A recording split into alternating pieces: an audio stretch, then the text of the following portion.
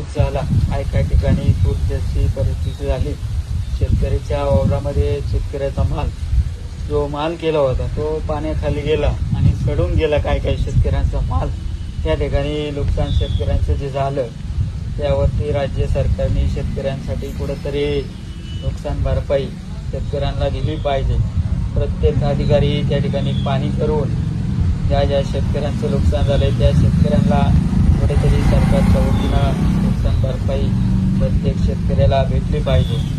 त्याही विषयावर कुठंतरी आढावा घेऊन अधिकारी त्या ठिकाणी गेले पाहिजे आणि त्या ठिकाणचा आढावा घेऊन त्या ठिकाणच्या शेतकऱ्यांना नुकसान भरपाई मिळालीच पाहिजे. एवढीच माझी सरकारला कळकळून एक विनंती आहे. ज्या शेतकऱ्यांचं नुकसान झालं त्याही शेतकऱ्यांना कुठंतरी नुकसान भरपाई मिळालीच पाहिजे. हे लगातार 5 दिवस पाऊस चालू होता, पिकं पाण्याखाली गेली, काही पिकं सडून गेली आणि शेतकऱ्यांचं नुकसान झालं.